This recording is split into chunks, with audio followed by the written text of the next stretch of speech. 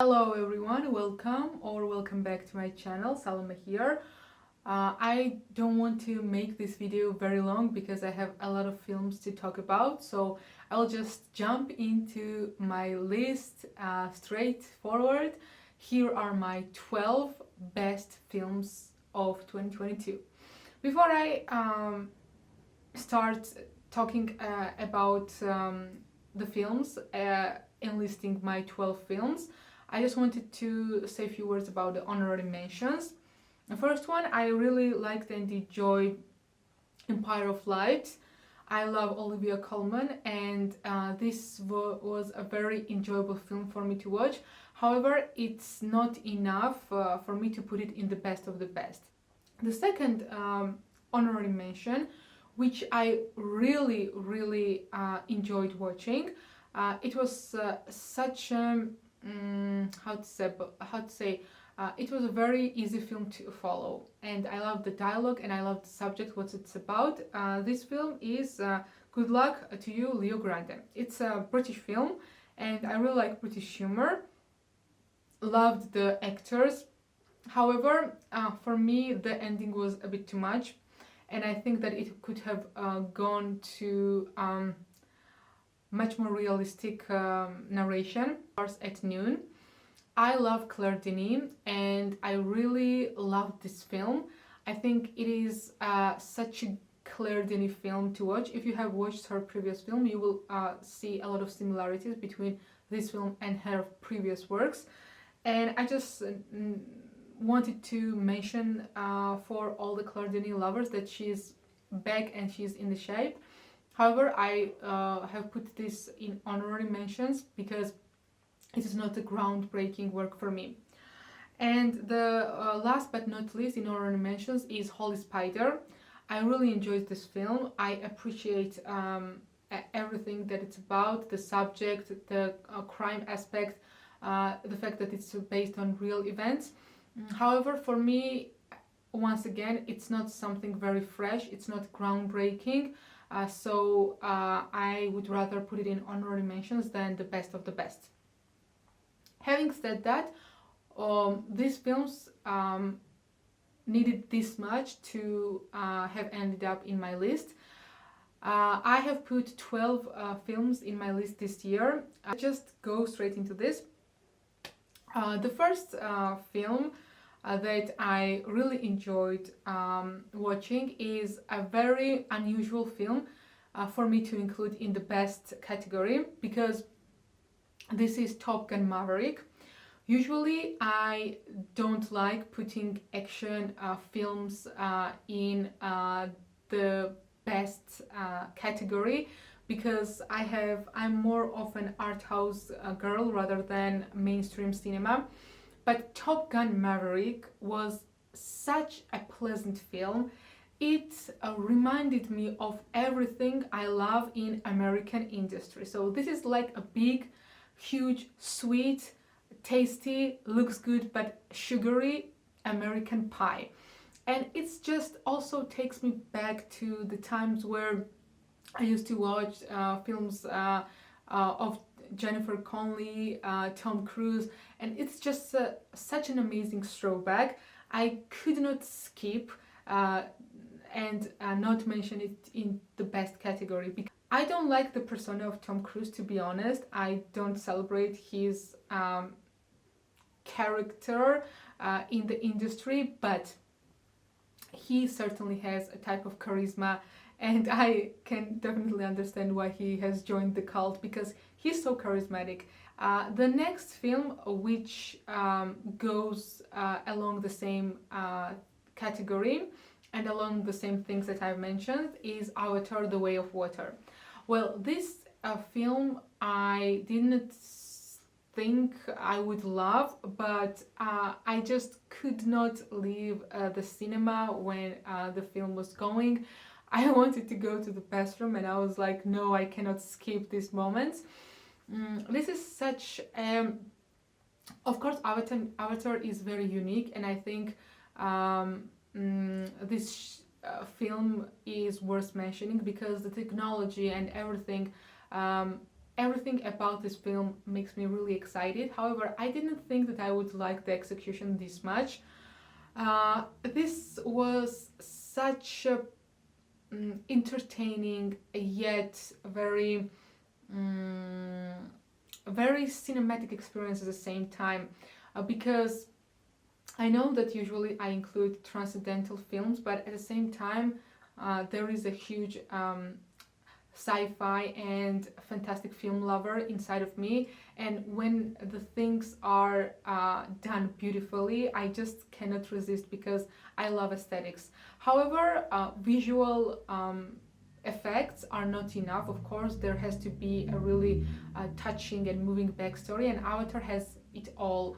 It has action, love, crime, nature, sea, water.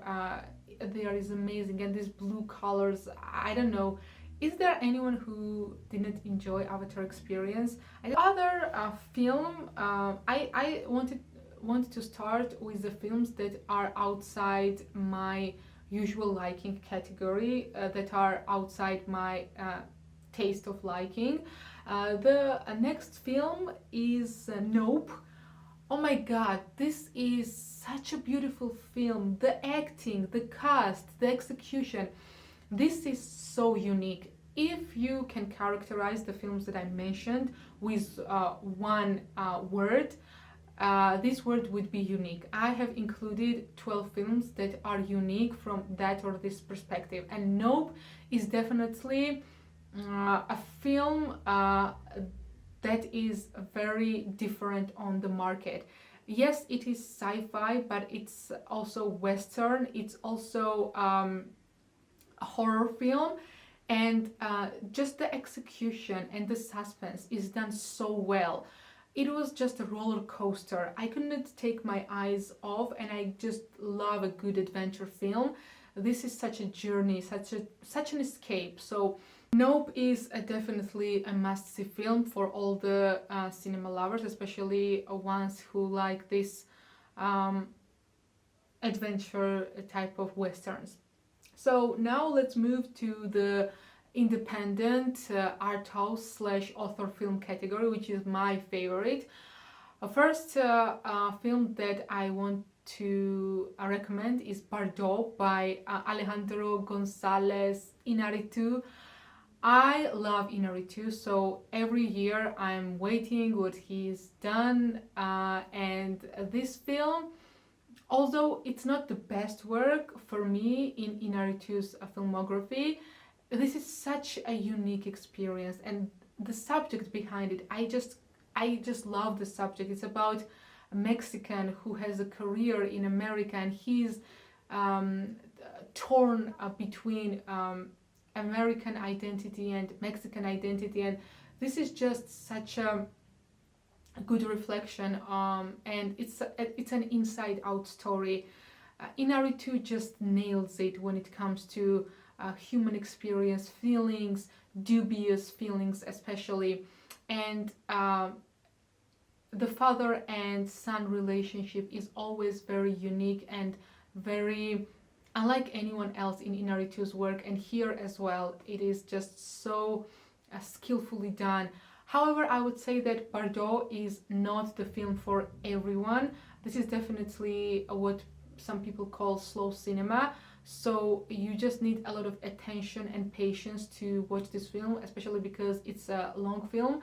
And Iñárritu is the type of director who does whatever he wants, but he does whatever he wants with a lot of attention, a lot of dignity, a lot of skill, and a lot of intention.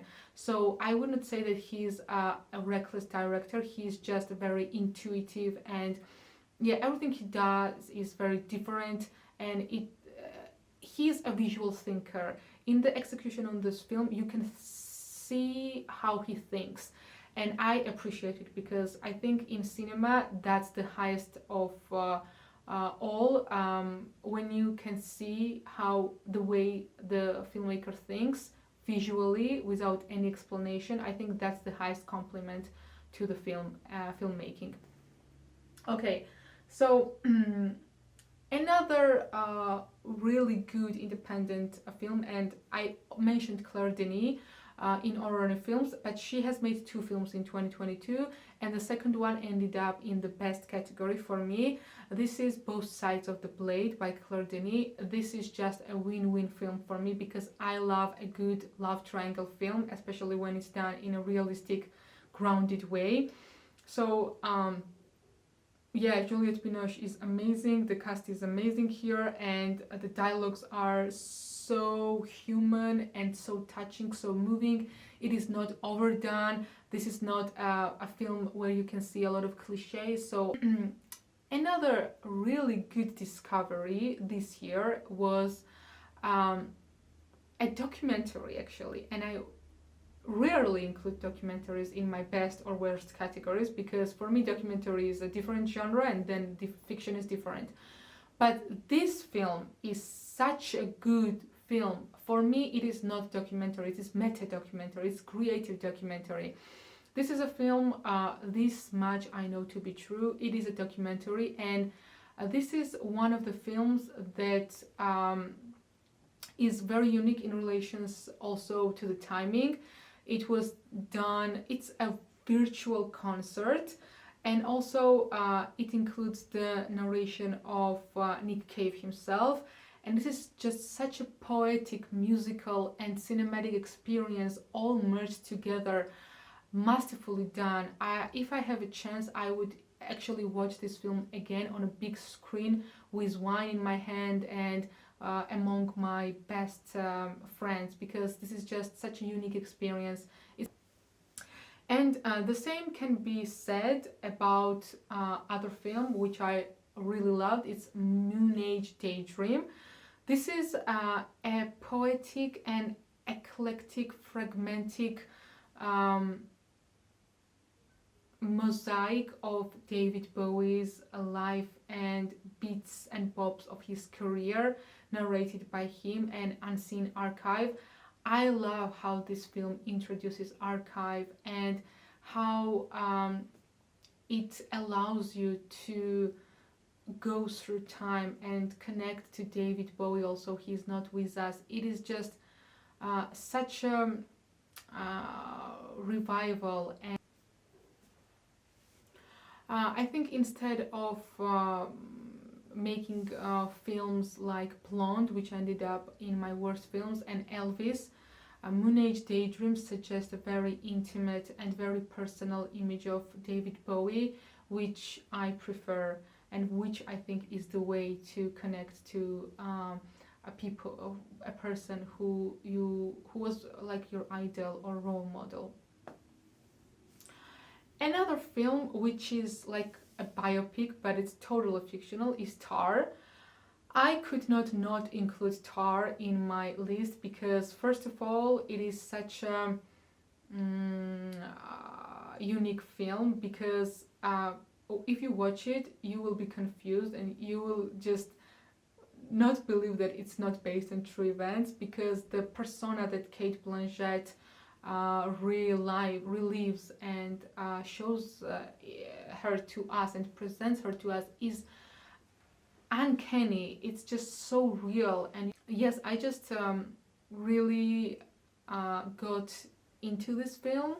I know it's not everyone's cup of tea, however everyone enjoyed Kate Blanchett's performance. For me, everything in this film was masterfully done. The subjects and the dialogues are really well written. I have minor questions to this film, but nothing that would make me overlook the fact that it's very unique.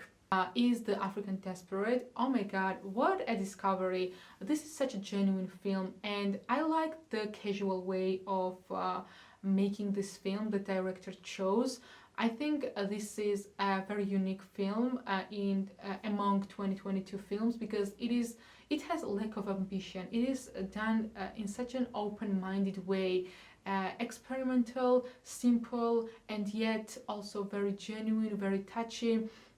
This is as simple as life can be, as casual as life can be, and I think the fact that the director didn't put a lot of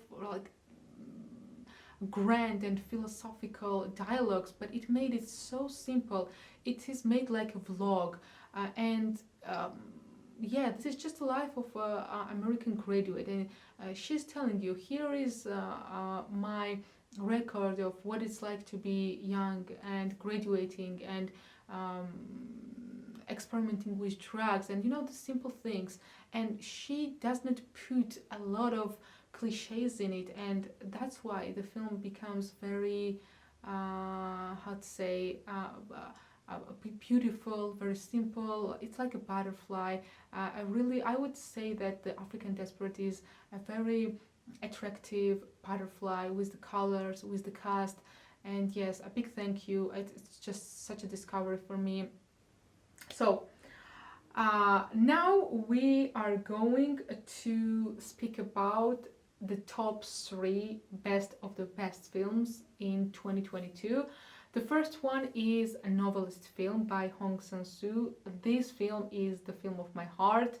I am a sucker for simple dialogues, black and white, poetic films, very touching characters, very honest conversations. This film is everything I love cinema for.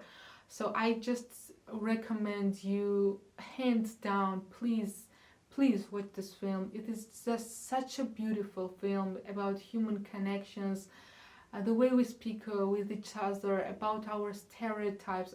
It is just such a human experience, not only cinematic experience. Watch it. The other film which I hands down recommend is A Long Break. This is the only Georgian film in my best films list, and this is also very touching, very moving, unbelievably incredible. This will warm your heart and also make you melancholic, but this is bittersweet sadness that every human experiences in life. It's such a lifelike film. I could not compliment it more, and I'm proud that it is from Georgia. And the best of the best for me, this film that I'm going to talk about, which took the first place in my best list, has no competition whatsoever.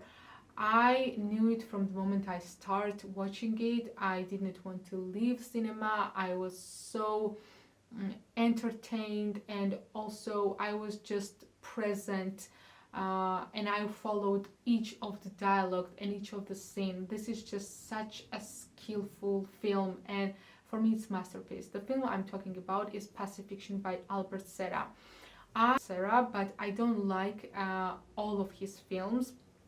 Actually, Liberté, which is the film he made prior to Pacifiction, was not my cup of tea. However, that was also unique. I think Albert Serra is maybe one of the most interesting living filmmakers for me currently, because he is eternally curious, and his way of filming is so modern, contemporary, and suitable. I think he is the one and very rare filmmakers who appreciates ability of cinema and where it can go and where it should go. His mind is just a very sensitive to newness. It is very visually sensitive to what the screen can catch, and for me, Pacifiction is just a film of the films. It is a meta film. It is the new direction of film, and I think Serra opens up a very good platform for all the filmmakers, because he says film and cinema does not always have to be repetitive. There is enormous possibilities. Pacifiction is a very metaphoric, very symbolic film. Not everyone can like it, not everyone will watch it till the end. It is a slow cinema, it is a very philosophical film, and for me at the same time it was very simple and enjoyable to watch it, because human beings just open up to you, and this is the ability of camera which Serra appreciates and sees and observes and explores what a mind. I'm really happy that Albert Serra decided to one day to make films, because his contribution to cinematography will be even more. Believe me, remember his name and remember what I said. He will become more and more appreciated. Also, not a lot of people watch his films now. I remember when I went to the cinema, the theater was half empty, and the ones who was in the screen was like film snobs like me. So they were there to watch Albert Serra's film. So yeah, a big thumbs up to this film, best of the best. Thank you so much for watching. If anything else catches my attention, and if it's something that I think other people would enjoy to watch, I would definitely share. Great day, great weekend, and see you next week.